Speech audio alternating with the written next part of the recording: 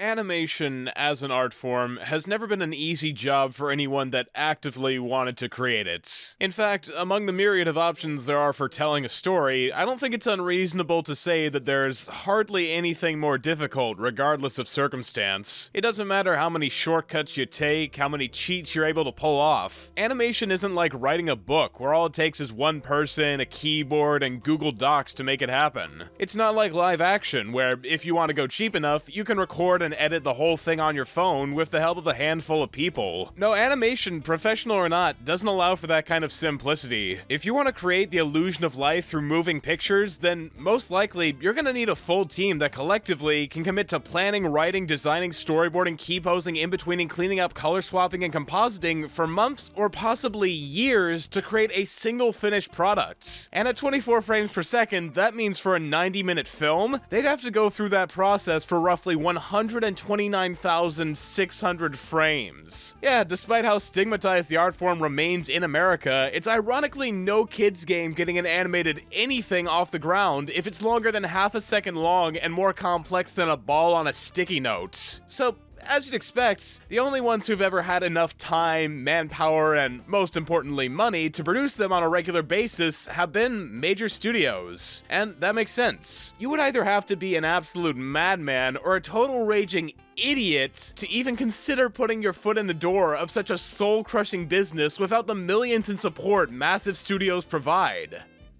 And yet, that's never stopped independent filmmakers from giving it their all. The first ever feature animated film was independent, same for the first one with sound. They've always been right there in the background, making their own innovations while Disney, and let's be honest, basically no one else, got recognition for their efforts outside of shorts. But that all started to change when, in 1972, creator Ralph Bakshi released his low-budget, X-rated indie classic, Fritz the Cat, to critical and commercial acclaim. It was a spectacular victory unlike anything the indie space had ever seen, and it wouldn't be the last, as after the release of Fritz, it really felt like the floodgates opened up for independent animation to compete with the big boys. Richard Williams, Will Vinton, Don Bluth, those are just a few of the many talented animators who left their restrictive studio jobs to form their own production companies and independently finance their own experimental films. Many were profitable, most weren't, but the fact that studios other than Disney could compete, or in some cases outdo them at the box office, was an achievement no one could have predicted. And that accessibility for animators to showcase their original works on a public scale only skyrocketed after the invention of the internet. You see, for the longest time, although the indie scene consisted of underdogs in the industry,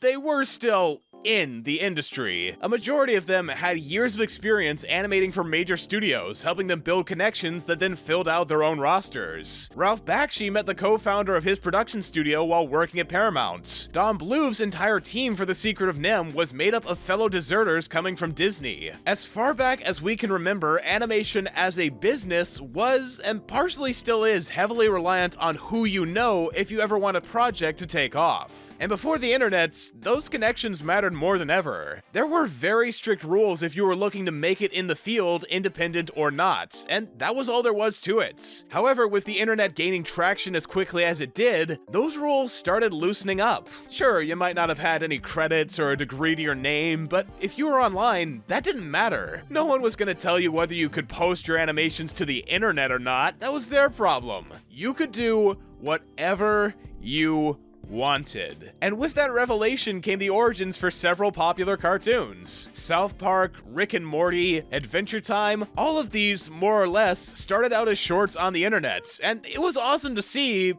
but that's all they could ever be without studios. Shorts. The internet might have opened the doors for widespread creative expression, letting more artists present their works than ever before, but continuing those works for longer than a couple of minutes still wasn't seen as sustainable for most people. There just wasn't enough money in free online web animation, even for big companies like Frederator and Rooster Teeth, whose original YouTube series slowly shifted to streaming services when they couldn't produce enough profit to keep going as they were. For a while, it felt like nothing was ever gonna break the stigma of web animation being a stepping stone for greater things. But as indie animation does, that seemingly strict set of rules for what could and couldn't make it loosened up yet again following the release of an obscure, fairly under-the-radar indie project called Has Been Hotel, as its release challenged every preconception we previously had. This was a project with no studio backing, funded primarily through Patreon over the course of a little under 3 years by total amateurs. It had all the telltale signs of a project that would never finish production, let alone generate a profit or be successful. But once it did release as a full half-hour pilot barely over 4 years ago today, it set the world on fire, and rightfully so if you're asking me. Granted, as a pilot it has many flaws, being a disorganized mess of character introductions, lore, and setup, but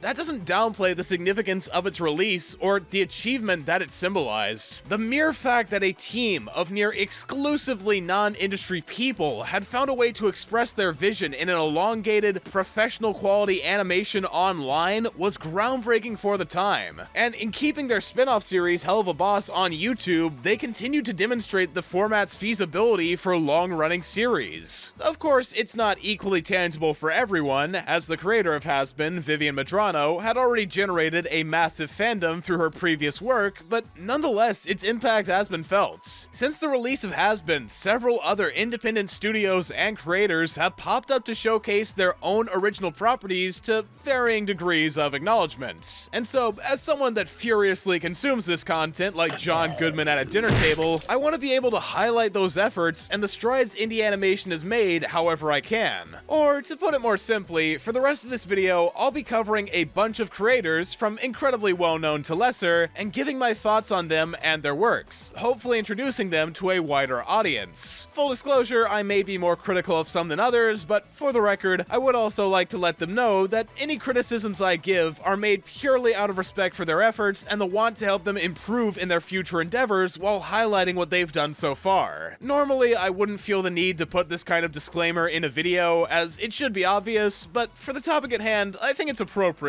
as I'm not trying to discourage anyone's hobbies or passions. I'm hoping to do the opposite, sharing their works to as many people as I can by giving my honest opinion. And who knows? If this video does well enough, maybe I can do the same for projects I didn't get to cover here, forcing me to go through the process of stating this disclaimer all over again. I love the definition of insanity. But for the time being, let's take a dive into the renaissance of indie internet animation, starting with...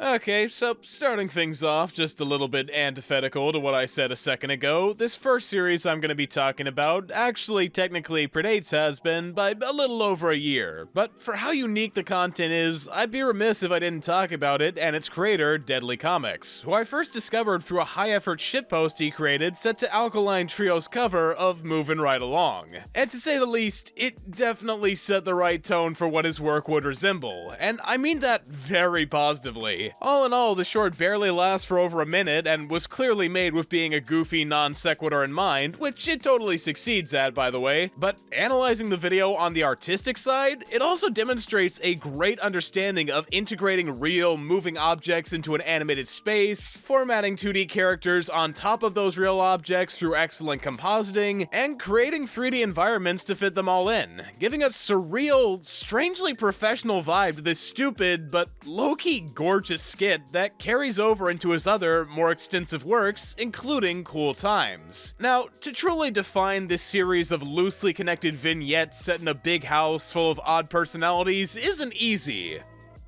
I know it sounds like I just did, but there's so much more to it than that, and it's hard for me to describe, as DC intentionally leaves most of the details regarding his worlds up to interpretation, creating this casual ambiance that's familiar yet incredibly mysterious and intriguing. At a basic level, each short follows one of the various characters, usually the new guy Cornbread and his dubious boss Sandals, navigating this unusual structure with a load of strange oddities behind every corner, including other characters who, you know, hang around doing their own things to our amusements. It's also blissfully serene and almost ad-libby, reminding me of the Midnight Gospel and the type of natural dialogue the cast has across interactions, making for a humorous but laid-back overall experience despite the ominous bits of foreshadowing going on in the background. Currently, it still isn't quite clear what the greater narrative is leading up to, but while those are interesting things to speculate on, what I find the most memorable about Cool Times are when it gets quiet,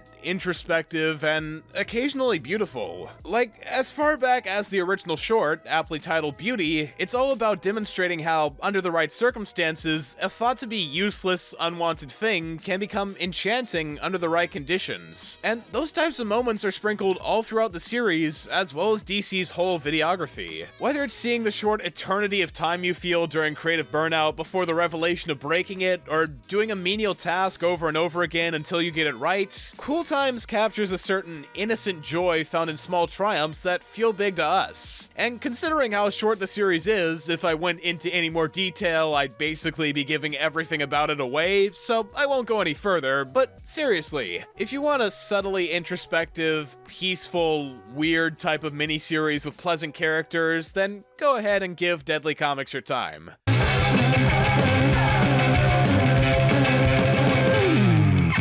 Moving on to another one-man short series surrounding chill characters in a strange setting, we've got The Wacky Clown Show. No, not that one.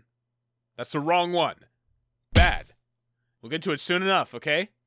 Cool. So, Bigtop Burger is the brainchild of one of my personal favorite online creators, Ian Worthington, aka WorthyKids, who's possibly one of the most talented single animators I've ever seen, and that's not hyperbole. The shit that he can do in Blender is absolutely astonishing and cannot be overstated for how impressive it is. Across this video, there are going to be a couple instances of me casually dropping other works by the artist that you should additionally check out to get a full range of their skills, but here, most of all, you need to check out Worthy's stop-motion-esque sci-fi parody Captain Yajima to truly grasp how much better he is than you will ever be. I'm doing this to hurt you. But aside from replicating old claymation specials, what Worthy excels at most is this style I affectionately refer to as 2.5D. Or I guess 3.5D might work better since 3D is involved rather than being purely an optical illusion. The point is, it's a variation on CG Blender animation that incorporates hand-drawn details and a slower frame rate to achieve a snappier, more controlled chaos type of vibe that, at times, is hard to tell if it's done in one form or another, meaning that when a specific scene needs it, he can choose full 2D or full 3D and have it fit in seamlessly. On a technical level, it seems to be incorporating methods similar to stuff like Into the Spider-Verse, but stylistically, it reminds me personally of a mix between Chowder and Ed, Edd n Eddy, the way the characters' outlines wiggle and how the eccentricities of how it's animated are used for jokes. Really though, it's difficult to pin down a particular influence or parallel to another series with how novel its look is, and that extends to the gags too, which I'm pretty sure played an instrumental role in developing what I found funny in high school and today. All of it's based around the absurdity of these regular food truck vendors working for godlike beings in a never-ending battle between clowns and monsters, and I can never get enough of it. Worthy is a master of deadpan, unexpected humor, and the cast all deliver it so flawlessly. Obviously, the standouts are the bosses, Steve and Chaseray, but their respective employees also bounce off of them super well, so I didn't mind it when the second season took a slower approach to focus on character interactions over gags, as it makes for a really nice transition from season 1. In the beginning, that being the first season, we got what could be seen as purely disconnected shorts and prologue. They introduced a bunch of characters, set the status quo, and due to their disconnected nature, they could be as fast-paced and spontaneous as they wanted to be, seeing as there was no continuity. Whereas in season 2, there's a cleaner narrative from episode to episode that, when put together, works as a full, around 15-minute episode of TV, which is crazy for how much enjoyment each segment has, but it's true. And as a longtime fan of Bigtop, it's been fascinating seeing that evolution. With the latest episode up, we've even seen that it can handle a somewhat serious tone, making great use of Worthy's just as impressive musical skills for a kick-ass finale. So with that in mind, I'm really curious to see how the series will continue surprising me into season 3. Alright. Getting serious this time, we can talk about Digital Circus. And to be honest, I'm fully willing to. As third verse same as the first, I am a longtime fan of Gooseworks and everything she's done. I love her music, her art, her animations, and for sure, she's gotta have one of the most identifiable styles among independent artists I know. If there's anyone I get excited for when I see a new animation, it's her. So after I heard she was working with Glitch, a new Australian studio revolutionizing the indie scene through their series Murder Drones, to create a new pilot with the potential for a series, I was ecstatic. After all, she's already proven she can tell condensed, finite stories and loosely connected ones in the same universe before, so seeing her tackle something more narratively complex seems like the next logical step, and the view count seem to agree. This project has become incredibly popular in the few weeks it's been out, getting merch, knockoff videos, way too much R34, a massive on its way to becoming toxic fandom. It's hardly an exaggeration to say this is the biggest independent animated pilot we've seen since Has-Been. So what do I think of it? I'll fucking tell you. I'll tell you what I think of it. It's pretty good.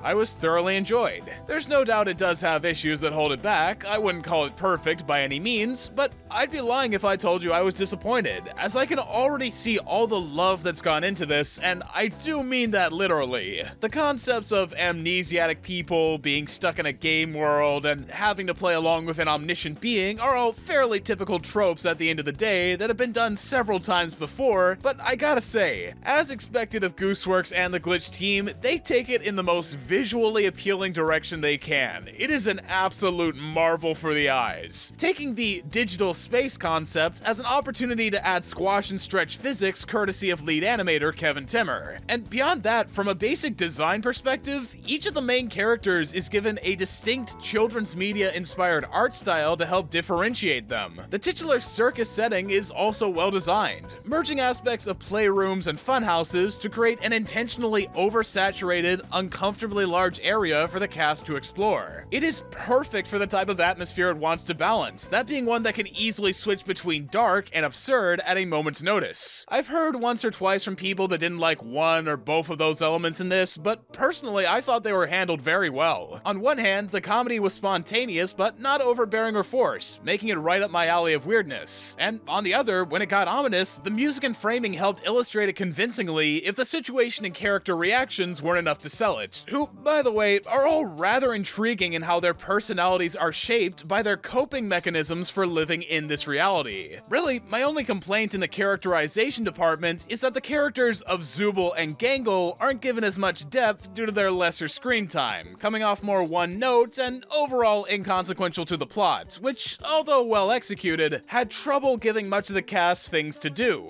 For the main plot, you've got the newcomer Pomni getting introduced to the world, running around, having a downward mental spiral, all that good stuff, while for the B-plot, the others are, like, attempting to get Zooble's pieces back from a giant talking worm queen by speaking to it until the plot catches up with them. I mean, it's fun and all, but it doesn't have anything to do with the main storyline, nor does it intersect in any meaningful way. It's strange and unexpected, another Gooseworks staple, but it doesn't contribute to the plot, characters, lore, or whatever. It's entirely pointless aside from keeping other characters than Pomni on screen, so it leads to a slight pacing issue that could be resolved in the future by focusing on more relevant B-plots that hold narrative weight. But if that's fixed, I won't have much of anything to complain about. And if the rest of the pilot didn't grab my attention, that ending sure did. So I am hyped to see what's coming next. Here's to you, Goose. May your triumphs be continuous and ever fruitful.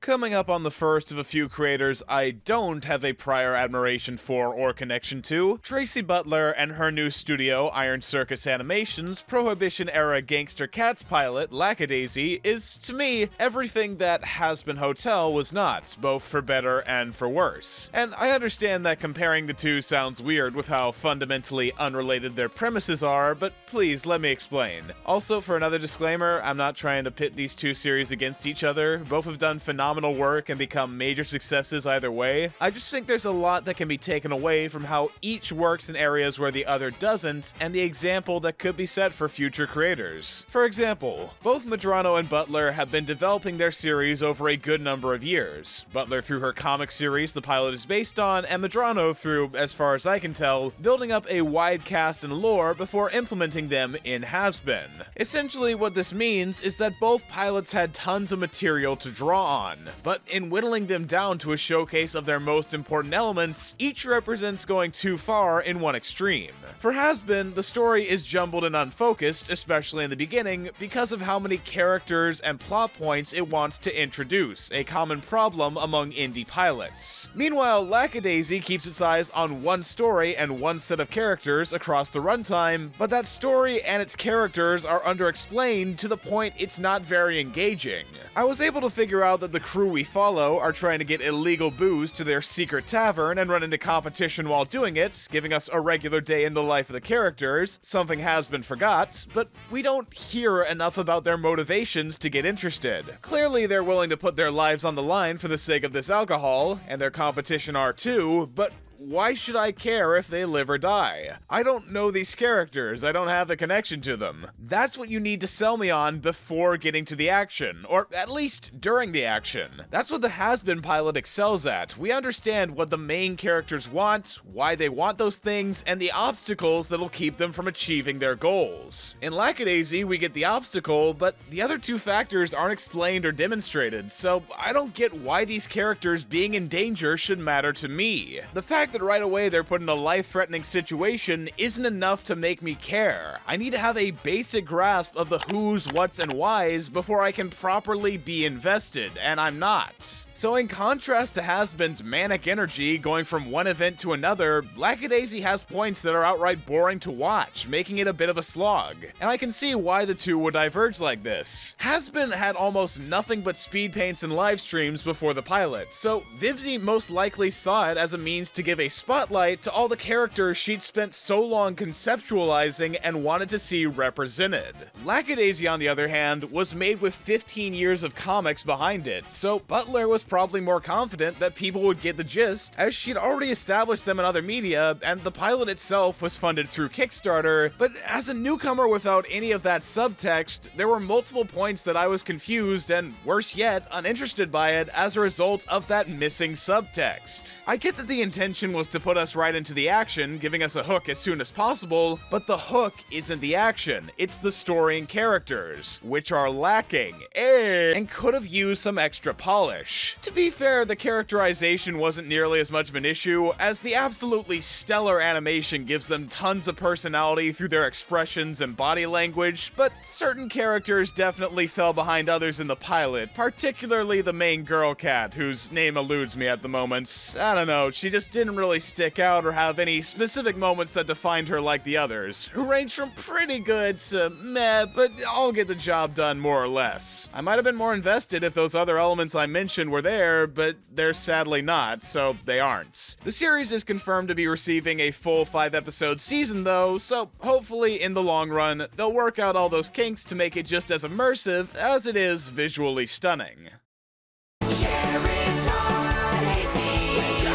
Okay, so explanation for the title card here. By chance, I happened to find 3 distinct, unrelated pilots about unlikely sheriffs or cowboys protecting towns in the West, and I don't have too much to say about any of them, but I would like to showcase them regardless, so I've decided to do them all at once in rapid-fire succession. First up is another older pilot, Cliffside, from Liam Vickers. Fun fact, this is the animation that got him hired by Glitch to create the series Murder Drones, and I can totally see why. The animation alone isn't too impressive, mostly consisting of tweens carried by the After Effects work, but the overall tone is self-aware without getting too in your face about it, has subtleties you pick up on subsequent watches, and the idea of a casual supernatural element in a Wild West story is also entertaining. If you're looking for more traditional High Noon style Western storytelling though, you've got your pick between Long Gone Gulch and Sheriff Hayseed, 2 series that go for a genuine feeling throwback to earlier eras of TV animation. animation. For Long Gone Gulch, a crowd-funded work from two industry veterans, Zach Bellismo and Tara Billinger, it follows several popular trends from the early 2000s, centering around a duo of supportive, unintentional troublemaking idiots doing their best, a big, distinguished ensemble cast, a thick-lined, sharp art style. Shit, they even got longtime industry voice actors best known for roles from this time period to play the main characters. It's 100% a love letter throwback to series like El Tigre and Camp Lazlo that provides a type of voice we don't see too often anymore. But if that's not throwing it back enough for you, then you can throw yourself back into a grave, you ancient fuck. Then you can check out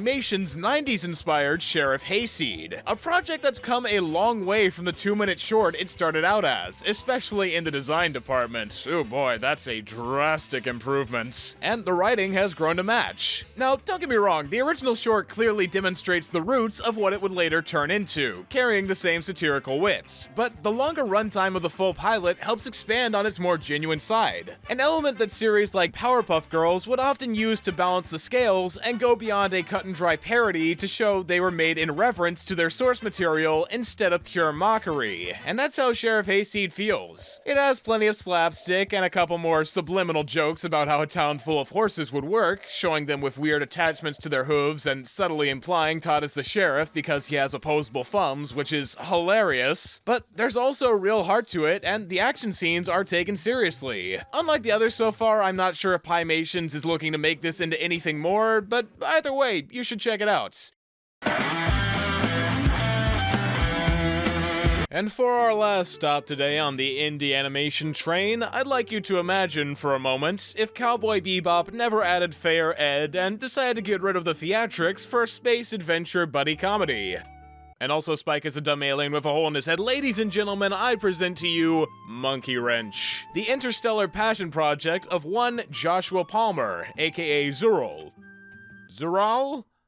Zero, I don't know, he's a Kiwi, nothing makes sense over there. All you need to know is that he's one of the longest active animators you'll find on YouTube, and boy, does it show. Out of all the series and creators I've talked about so far, there's no one animator that makes me say, damn, that is tight, in the same way Zural does. His mastery of perspective, weight, movement, and detail is something that could only be learned through years of experience and painstaking nights of carpal tunnel. His work a decade ago already looked TV quality, so it's nothing short of inhuman that he's been able to keep an even higher standard for Monkey Wrench, as much as YouTube makes it hard for him to do so. Yeah, unfortunately, as is true of many such cases, Zural is someone who has the ambition, skill, and team to get his creations out there in the highest possible quality, but he suffers from insufficient funds, making it difficult to get episodes out in between commissions. He actually reminds me of another animator I mentioned before, Richard Williams, in that he does much of the work he's probably best known for, that being Life Throw, Swoozy, and other YouTubers, purely to fund his own works. He could have saved up all that commission money to take a break or something if he wanted, but instead, he actively chooses to never truly get off the grind out of sheer love for the art form, and you can feel all that passion to create concentrated in Monkey Wrench, where he clearly feels a lot of joy at every step of the journey. The colors are vibrant but not overbearing, the line art is crisp as fuck, the action is fast-paced and well choreographed, mixing tracking shots and comic framing to give an energetic feel to it all, and the characters are fun, taking inspiration from series like Cowboy Bebop to develop its own dynamic between the two leads, Shrike and Beebs, who bounce off each other nicely with the whole impatient kid and his chill, understanding dad energy I get from him. It makes for good banter, and similar to Cowboy Bebop, it seems there's more to these guys and the world than meets the eye. But for us to figure out what exactly that is, you need to watch it first, as do you need to watch all the series I brought up in this video, as they deserve your attention, regardless of what I've had to say, but for Monkey Wrench specifically, it needs all the help it can get, so watch it, and buy the merch, and subscribe to the official YouTube channel, and subscribe to me too while you're at it, just saying, not forcing you to or anything, though your missing family would be grateful if you did. Me oh my, that sure was a large selection of content representing how far we've come for indie indie animation. It's been a fun ride introducing you to a couple projects you may not have heard of before, and although there's more than one message you could get from me collecting these projects together and showing them off to you, the one I want you to remember is this. Over the past few years, YouTube, as flawed as it is, has been able to turn what was once an exclusive cool kids club for a few select voices into something that hobbyists, workaholics, news studios, pros, amateurs, and everything in between can put out on a global scale. And so, the least we can do as consumers and fans is to search out and support them however we can to keep the gravy train from stopping anytime soon. I might have only just scratched the surface of what the ever-expanding world of indie animation has to offer, but to all those working on their respective pilots, animations, or whatever, whether I covered you or not, please know I and all the other animation fans are rooting for your success. And to quote one such creator to finish off this video, "Hey, if it's easy, it ain't worth doing. If it's worth doing, it's gonna be a little hard." I've been just stop. You've been imagining things. There's nothing going on with me and your wife. Thanks for watching.